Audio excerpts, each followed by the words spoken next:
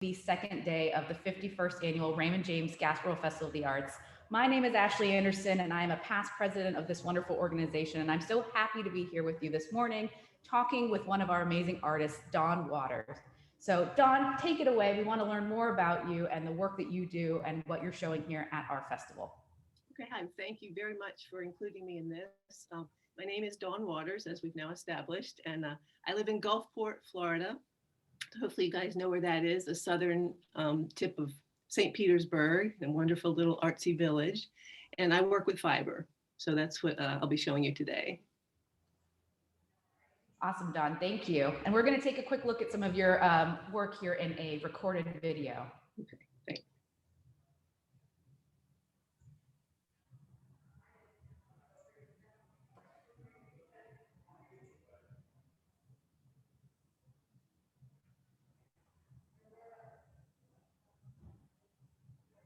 Oh, it's a little jumpy.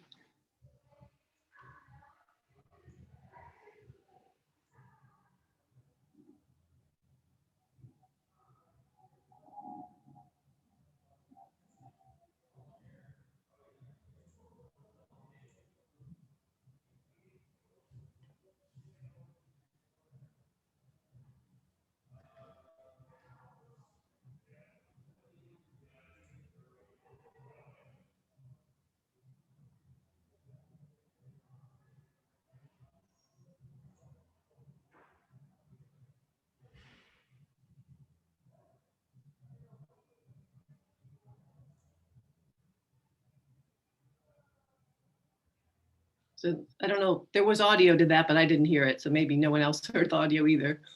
That's okay. Yeah, I'm not sure about that part, but hopefully we'll just work through that. That's going to be our fun. We're the first morning one, so you know, everyone's getting caffeinated. Well, John, I have not seen this technique used before. So can you tell me a little bit more about this technique? It's already a really unique medium and something that we like to see here at the Art Festival. So tell me a little bit more about this needling technique. Okay, this is called needle felting.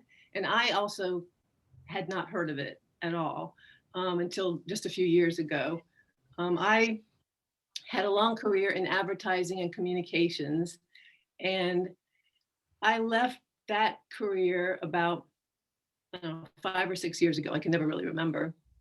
And so I was in my mid 50s when I discovered felting, and I started with wet felting, which is where you take wool, mostly wool and other fibers, and you take warm soapy water and you agitate the fibers until they meld together, and that's wet felting. And I made scarves and garments and things like that. And at one of those workshops, there was a student, a woman sitting near me, poking away with a felting needle. And my friend and I were like, what is that? Like, what is she doing? And so the instructor stopped and explained to us about the felting needle. And a felting needle that's what it is. And it's barbed. If you see, like right now, my finger caught on a barb. You definitely don't want to put this in your skin because pulling it out is really painful. Yeah. Unfortunately, I know. Oh, I'm sure you have had it. I know I should wear thimbles on all my fingers. So basically what you do is can you see that? Yeah, you poke and poke and poke. And I like to use the analogy that it's sort of like tattooing, but with wool, because everywhere that I poke the needle, that's where the dyed wool is deposited. I have many, many, many colors of wool. It's like a painter would use paint. They have all these different colors of paint right behind me on the floor here. And also back there, you can see maybe a little bit. I have all different kinds of wool. This is called roving. This is wool that's called roving. And then this is batting. And batting is actually better for needle felting. It's just like cotton candy, really. It's like cotton candy wool. And then you pull it apart. These for some reason, these are fingers that I always use to do this. And you pull it apart. And then you take just a little bit of what you want and you will poke it in, which in a minute I did this eye and I haven't done this yet. And I thought maybe we could just work on this eye for just a second. Yeah, please. Yeah, so that's kind of what it is. Yeah, well, I have a quick follow-up question. Then I'd love to see that demonstration.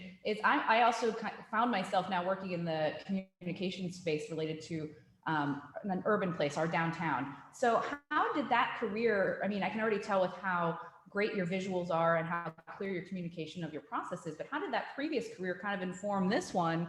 And how did you make that jump? I don't know that it did at all. I mean, I think it probably did. I'm getting that environment from you. I do like to promote things. I like to do good marketing and that kind of thing. I'm a born promoter, and I love to write and describe things. So I was communications director at a large art school, and I was in advertising before that, but blah blah. And one of the people that I worked with, she had her, I think, PhD in textiles. She was a master everything, knitting, crocheting, just everything like that, tactile things. And she would come in seriously almost every day with a beautiful felted creation. And one day I was like, oh, Christina, I love what you do so much. She's like, oh, come to my house. I'll show you how to do it. I was like, oh, I could never do that. She's like, come to my house and I will teach you. And oh, by the way, the thing that I complimented so much, she made the same exact thing and brought it to me the next day. So it was crazy. Anyway, so I went to her house on a weekend and she's showing me how to felt. And I made this like the worst scarf that there ever was. But I didn't know what I was doing. I didn't put enough wool in it, but that's okay. So then I started going to workshops. And when I left that job and I moved from Richmond, I didn't really have a whole lot else to do. So, some people, they garden when they get older, or they, take up watercolor, whatever. I started felting. And so I was making the garments, I call them the swanky wraps, just beautiful, sort of something you'd wear to a nice event or something. And I liked that. I liked making that a lot. And I was selling them. And I began using the felting needle to make like realistic flowers on the scarves and things like that. And then one day I just wondered if I could make a face. I'm drawn to faces. I think a lot of people are, because to me, it's just such a fascinating thing to look at. So I did my dog. My dog was the first one. And it actually turned out really well. I was like, oh, okay. Because I don't have any art training, I don't draw, or didn't paint or anything like that. And so then I tried to do my son, and it was just not very good at all. And I just started doing famous people that I liked. And I just was learning as I was doing, making a lot of mistakes, and really having fun, because it was so fulfilling and rewarding when people would say, oh, I know who that is. Like, that's awesome. So then I started working bigger and bigger. And I got a website together and I started selling things. I started getting galleries and shows and things like that. And so I made a lot of famous faces. And now I'm getting more into faces from my imagination and really concentrating on the emotion, and also incorporating the wet felting into this is also called dry felting. So incorporating different materials. A lot of my pieces, let's see, here's a small example. Oh, actually, here's a better example. I love that cameo of Willie Nelson that you just revealed. Oh, thanks. So these are wet felted flowers. You see how they're very dimensional? Yeah. This is what wet felting is. So this is where I started. And so this is all needle felted and this is fabric. Very cool. So I really like mixing the things and making dimensional pieces. And this piece, this woman right here, she's my first try at making, this is actually a 3D nose. Whoa. Most of my pieces are relatively flat. I call them 2.5D. I don't think I'm the first person to come up with that. So like, this is a woman who's she's completely flat. So the dimension is just done by the colors, the shadowing. But this one, she actually has, this nose is coming out a good inch. And she's got her nostrils. I've been working up in her nose there for a while. That is incredible. I always think that that's a misconception with fiber work. And thank you for explaining that jump from 3D to 2D and now into the hybrid. Because I think when people hear fiber as a medium, they often do just think of wearables, And so I love that the art festival in general and artists like you exposed that fiber is both a 3D and a 2D medium. And in your case, kind of both in a hybrid. Yeah. And there's actually, there are more fiber artists out there than people would ever believe. Yeah. And, people don't say I'm a painting artist. They say I'm an artist. Exactly. Works with paint. And so fiber artists, they're sort of like this, well, no, I'm an artist and I work with fiber. It's like I'm a male model. Well, you're a model. You just happen to also be you know what I mean? So totally. The language, like maybe that's one way my communication comes into my thinking on this, but it's like, think of yourself first as an artist, and you work in fiber. So anyway, that's something that because fiber deals with the craft versus art discussion in the art world, and not every gallery, they want paintings with paint. This is a painting. It's not with paint. So it's just a mindset kind of thing. I forgot the question. No, that was perfect. No, I just kind of was chatting with you about that because it's something over my tenure with Art Festival that I've noticed as well, is that fiber is just as fine art of a medium. And I like that the Art Festival features so many different mediums so that we can see that quality. Right. How long have you been involved with the Art Festival? How long have you been? This is my first year. It's your first show? Oh, well then I'm so happy to have you. Thank you. We have to not be in person, but I think this lesson so far has been really eye-opening. Well, do you want to show us a little bit about that eye technique at all? Oh, sure. Oh, I know what I was getting to is we're talking about fiber artists. There's actually a magazine for fiber artists. There's all kinds of networks for fiber artists. And last year I juried a felted competition for the Fiber Art magazine, and I was able to see felting artists, just felters from all over the world, and it would blow your mind what these people do. It's because you're just sitting alone in your studio just working on your thing, and you just get so self-involved, and it's like, but when you see what people are doing out there, and not just with felting, but textile art and fiber art, it is truly mind-blowing what people are doing. Okay, so this is a little intimidating for me because I don't usually work with people watching, but okay. You don't have to go the full way. You can just do a brief. I'm gonna put a little plug in while you do that, Don, for everyone watching. You can search in our Event Me site, which is live, for you to look at all of this artwork and to please support and buy this artwork if you can. That site itself is searchable by the medium. So we've been talking a lot this morning about fiber, and in the case of our site, you can actually search for all the fiber artists and pieces from this show. There's obviously a lot of other artwork and a lot of other mediums, but since we spent a lot of time talking about this particular technique and medium, I want to remind you that you can search by that. So if you not only want to see Dawn's artwork, which is shown here on the screen, and hopefully please support and purchase these artwork pieces, that you can also search by the rest of those in her category. So it's something to keep in mind if you're looking to learn more or really love this medium. Did I just see Amy Poehler and Tina Fey? Because if so, that just made my morning. I love it. I think Dawn and I might be best friends now. Yeah, that's called Friend Goals, and they're wearing some pretty funny t-shirts. So if you gotta look at that one up close. I love it so much. So, and Dawn, what you're talking about here is that kind of pulling and weaving technique is what's happening with the dry fiber, correct? Well, I don't know if I'd use the word weaving. I don't know anything about weaving, but what I'm doing is I'm basically poking in color. Instead of a paintbrush, I'm using this, and instead of paint, I'm using the fiber. So what a cool, fascinating technique. So I just gave this, I don't know if you can see, I'll bring this closer. I just gave this eyelid line right here. Oh. So there's a word for the darker color around the iris of the eye. I'm sure somebody watching knows what the word is. I can't remember things like that. So so this is just a little tiny bit of black. And I'm going to go in. It's not just going to be a black line when this is finished, but just to give it definition now. So I'm making it very skinny with my fingers. And sometimes I get it wet if it has to be really a tight thing. Can you see this? Yeah, we can definitely see. I'm going in and I'm just pushing.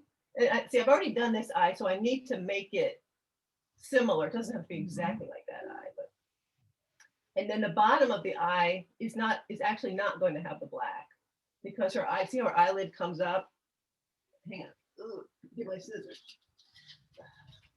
So I'm gonna cut that right there. Very cool. And then, and by the way, they're all different kinds of felting, not all different kinds, but like this one is different than this one. This one's very fine, and this one is thicker. So what's very difficult about needle felting, not only all the other stuff, is when you finish it, I try very hard so you do not see any needle holes. Because the whole thing is needle holes, but then I have to go back in and hide the needle holes. So it's the needle. So it's like, so there's the really fine needle that leaves less of a needle hole. So you go in with go in with this, and you got to go in.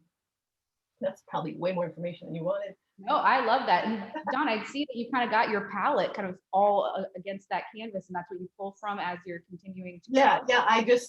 Yeah, exactly. So I'm gonna go proximity. And then you obviously hand paint those colors too, right? What material? No, I don't. I buy dyed wool. Okay. Right behind me, I have so many colors of dyed wool. Like it looks like I have a bag of cotton candy with all different flavors. That's what it looks like. I've never said that before, but that's what it looks like. I told you that marketing comms coming through, Don. I'm telling you. But I think that's kind of what to kind of give some forward thinking.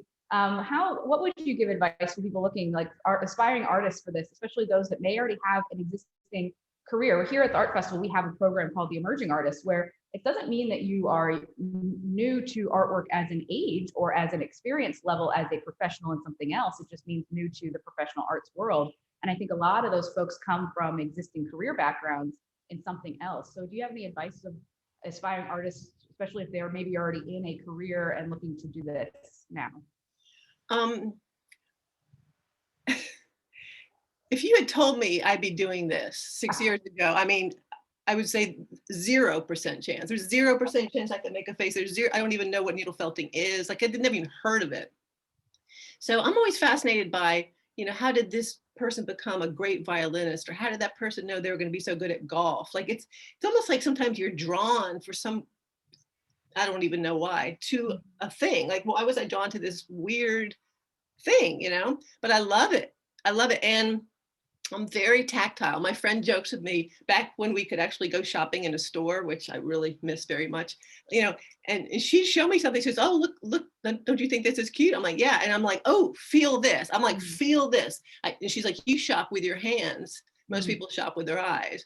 I'm like, "Yeah, I think I do." So I love tactile things. I love dimensional things. And I think that's part of the reason I was drawn to it. So I would say just try different things, and something might just click with you, and you do not know in 5 years what you could be doing. I promise you. Man, that is already just great life advice, period. And I think that's something we've all learned, especially with the pandemic, right? Is how to adapt quickly and keep all the things we love front of mind. So how has the pandemic affected you as a working professional artist? I mean, it has affected all of our art community as much as it's affected everyone. Right. Well, honestly, I live a fairly isolated life. I mean, do I miss going out and seeing people? Oh, yes. Mm-hmm. But as far as my day-to-day life, I'm like a lot of artists, I just kind of live in isolation anyway. Mm-hmm. It affected me in a couple of ways, though. I was in a funk. Like, I didn't feel like making anything. I had been pretty prolific the last couple of years. My friends kept saying, "You're so prolific."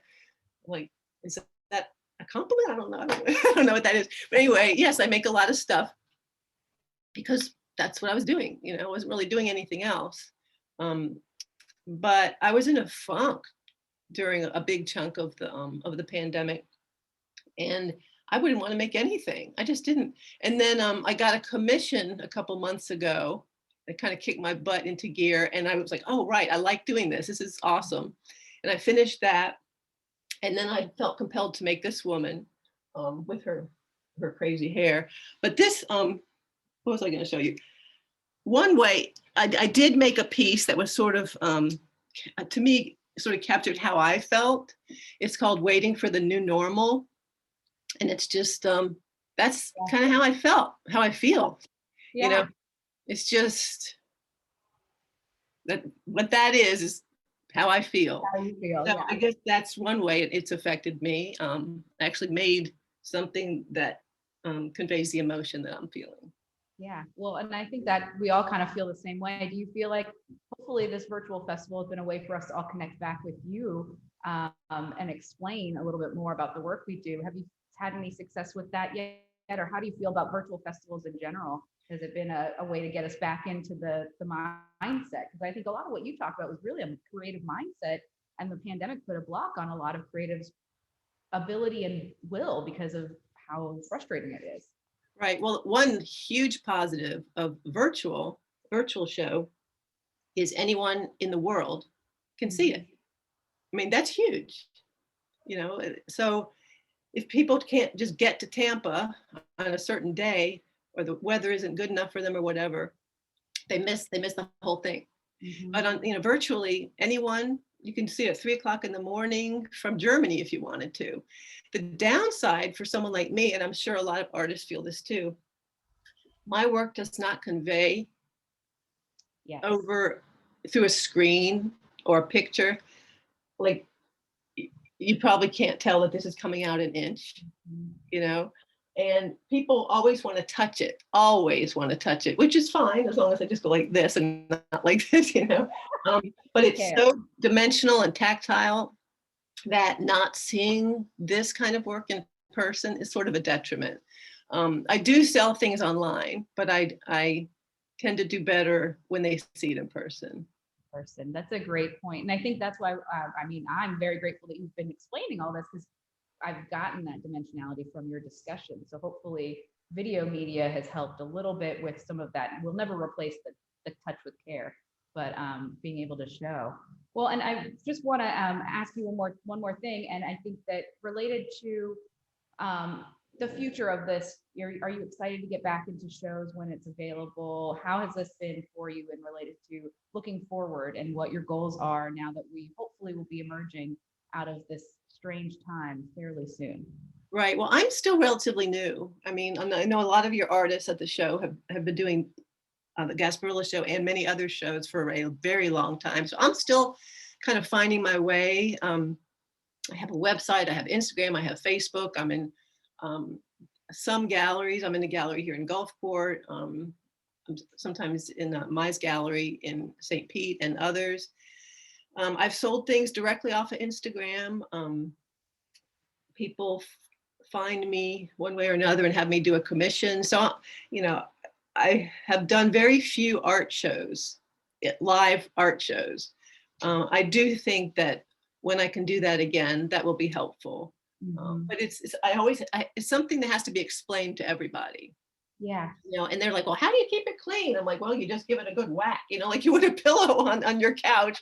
So, wool has lanolin in it, so it's naturally dirt repellent. So I have things hanging all over my studio, and sometimes I just go by and give it a whack, and that's all you do. That's such a good point. I love learning about the actual materials and the fact that sometimes the materials that artists work with inherently have a purpose beyond the aesthetics, like you mentioned with the lanolin. I think that's so incredibly smart. So one thing that I wanted to finally kind of wrap up, we have about 5 more minutes, is related to the local community. So we love having artists participate that are from the Tampa Bay region. And I know you said you relocated to Gulfport. Where'd you come from originally? Well, I lived in Richmond, Virginia for like 35 years. So I'm kind of a Virginian, now I'm a Floridian. So I love Richmond. Underrated. It's an underrated city. It's like a hidden gem. So any of you watching, when it's time to travel, go to Richmond too. Richmond is very cool, yes. And I think some people have questions. I guess you see that. Someone have a question? I can see a little chat. I did not see it, but I can see it very easily. Do you work on multiple pieces at a time, or do you take something big like what you have behind you and just focus on that the whole time? I usually just focus on one. I have worked on a couple. Like, I'm not when I read a book, I have to read one book. Mhm. I know a lot of people, they jump from this, oh, I'm reading this nonfiction, I'm reading this fiction book. I am so easily distracted, like so easily distracted. So I need to focus. But when I get excited about a piece, it's the last thing I think about when I go to bed at night. It's the first thing I think about when I wake up in the morning. It's like, oh, because like, let me show you. Like I was going to do, stuck on something. All right. I was going to do braids on her. Oh. Um, the amount of time I spend thinking about such things is kind of ridiculous. But so I was so excited about this fiber and how silky and beautiful it was. I was like, oh, they'll make a beautiful braid. But then I actually liked this better. So what I'm going to do is just make her hair like almost like a flame, sort of like a flame, and put some texture in there. And even though this is beautiful and I love this so much, I was like, don't force it, like just go. But no, I that's not part of the question. She just asked, the person asked, but I stick with one piece at a time. I mean, I think it kind of is, because you're talking there about that if you're focused on that one piece, you can kind of do the pros and cons of that piece and let it grow and evolve. Yeah. Yeah. I was thinking, well, I'm not going to get into it, but yeah, I focus on one at a time. Don, you're a real delight.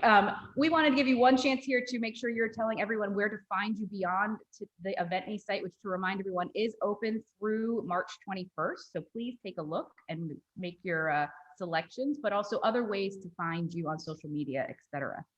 Yeah. Well, my website is dawnwaters.art. There's no com. It's just dawnwaters.art, and Dawn Waters Art on Instagram and Dawn Waters Art on Facebook. Look at this. I have to show you this fabric. I'm going to put this woman, she's wearing a beautiful garment, by the way. I don't think you can see it. Oh, no. Yeah. I put some pretty clothes on her. And then look at this. She's going to be on this gorgeous fabric. I love it. So it's going to be, I think it's going to be pretty cool and big when I'm done. But yeah, I'm just Dawn Waters Art, and dawnwaters.art is my website. Awesome. Thank you, Don, so much for your time. I think, do we have any other questions from the chat? I mean, I just have been so inspired. And like I said, I always love the opportunity to hear from artists that work in fiber, because it is one of my favorite mediums, and definitely one of the most unique parts, I think, of some of the artwork for our show here. So please take a look at Don's work. And Don, thank you so much for your time. Thank you. This has been great. Awesome.